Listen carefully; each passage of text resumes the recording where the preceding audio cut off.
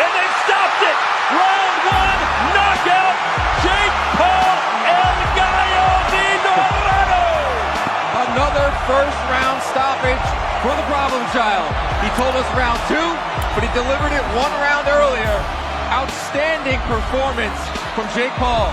Man, Jake set that up with some good offense, jabbing up top, jabbing to the body. That was a perfect setup, man. He had good... Jake Paul versus Mike Tyson on Netflix. Yep, that's a sentence I never thought I'd say in 2024.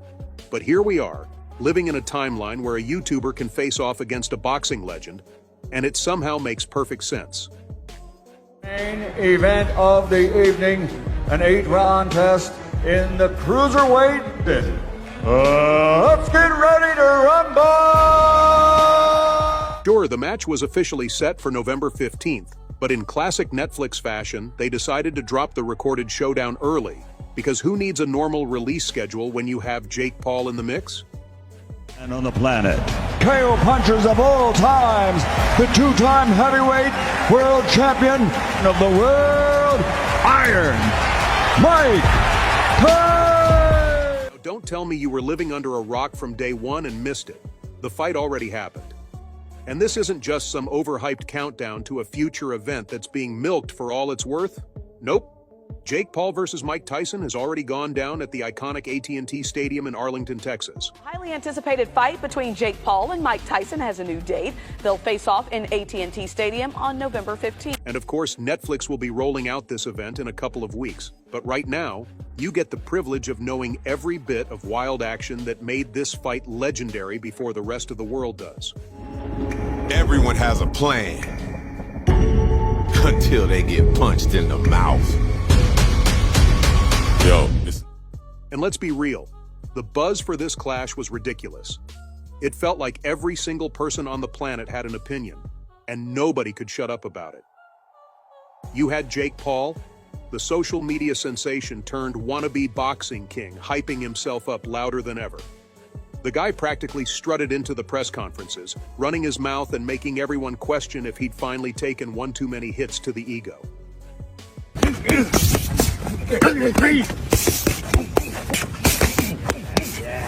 And then there was Mike Tyson, the myth, the legend, the human wrecking ball who even at 58 still manages to strike fear into people just by smiling. Tyson showed up like he was about to turn the ring into his personal playground, ready to remind everyone that a legend never really fades. The guy has a presence that can make even the cockiest of challengers sweat. So you had these two polar opposites. Jake, the flashy loudmouth disruptor, and Tyson, the silent storm, both standing under the blinding lights of one of the biggest stadiums in the world. To play and handle the Mike Tyson thing correctly, because the visuals were bad. And when you're dealing in a world of optics, it's very relevant. And Tyson versus Paul would likely be on July 20th. It would likely be on had they not put out the fake press release in the first place. When they put out this watered down, dumb press release. And believe me, the words alone carry weight. But seeing Mike Tyson live in the flesh at 58, that's a whole other universe. Seriously, Tyson walks into the arena, and it's like someone hit a switch and the air just gets heavier.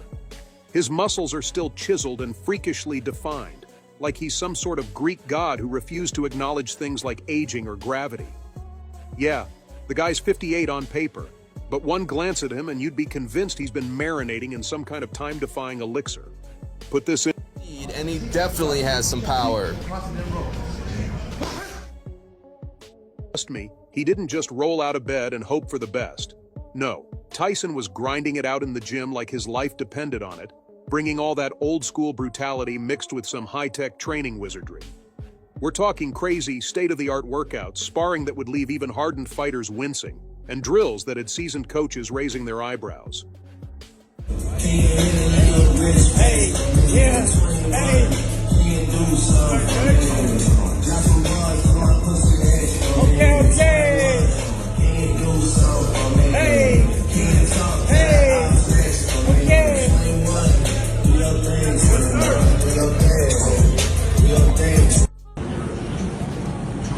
10 days, baby.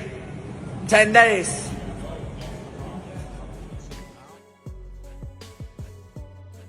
Now, think about the contrast. Jake Paul's been out there living his best influencer life, vlogging, pranking, and stirring up drama like the internet's favorite chaos magnet. Meanwhile, Tyson's been locked in beast mode, laser-focused and transforming himself with an intensity you'd expect from a dude half his age. This wasn't just about getting ripped. Tyson's power was still there, that bone-crunching force that put so many opponents to sleep. And his opponent across the ring, fighting out of the red corner, wearing 83.6 pounds. In fact, experts were whispering that this older, more refined Tyson was somehow even scarier, that his punches were now surgical strikes, still packed with enough devastation to end a fight before you could even blink. Jake and his camp? Clearly, they hadn't prepared for just how terrifying that could be. And then there was Tyson's headspace. It was a total reinvention, a mental overhaul. He was calm, focused, and downright relentless. It was like he had one singular purpose etched into his very soul: destruction. Every single move, every subtle gesture, every second leading up to the bell told you this man was here for blood. Undefeated, the problem child. No time for the flashy antics or social media drama. Jake was busy being the showman, but Tyson? He was the warrior, and his demeanor said it all. As he stood there, a still, deadly presence in his corner, the entire stadium felt the chill. It was the same aura that used to make grown men crumble before he even threw a punch. But let's not act like Jake Paul wasn't ready to put on a show. Round one comes alive, and Jake comes flying out like a tornado, arms swinging and confidence sky high. He's fast, really fast, and you can tell he's been working on this. He's bouncing around, loose and cocky, using every advantage his youth and height give him. His footwork was quick, and those jabs were snapping out with purpose, trying to keep Tyson at a distance, as if he was thinking, "Yeah, I've got this." He wasn't just throwing random punches. He was strategic, determined to prove he wasn't just some loudmouth content creator pretending to be a boxer. And for a hot second, it looked like he might just pull it off. The crowd ate it up, roaring every time he landed a punch, convinced they were about to witness Jake pull off the impossible. Tyson? He looked almost too calm, like a lion observing a cocky young cub, one who hasn't yet learned what the jungle is really about. Jake's hits connected, the noise was deafening, and you'd almost believe he had this fight in the bag. Almost. He was landing shots, using his reach, moving like he'd mastered the art of being the aggressor. But Tyson's eyes were telling a completely different story. And they stopped it! Round one, knockout, Jake Paul El Gallo de Dorado! Another first-round stoppage for the problem child. He told us round two, but he delivered it 1 round earlier. Outstanding performance from Jake Paul. Man, Jake set that up with some good offense, jabbing up top, jabbing to the body. That was a perfect setup, man. He had good... Those eyes, if you've ever watched Tyson in his prime, you know that look. He was studying Jake, reading him like an open book, calculating, waiting for that one perfect opening. This wasn't about how many punches Jake could land. Tyson knew it was about the right punch, the one that could change everything. He was patient, letting Jake burn through that early energy, and it was only a matter of time. The old master, with decades of experience, was about to remind Jake Paul why legends never truly fade, and that when the storm finally hits, it's always the calm before that should have scared him. And then my favorite round, round two, kicked off, and you could feel the atmosphere shift. Mike Tyson, who had spent the first round basically treating Jake Paul like an amusing little warm-up, finally decided it was time to get serious. No more toying around, this was hunt mode.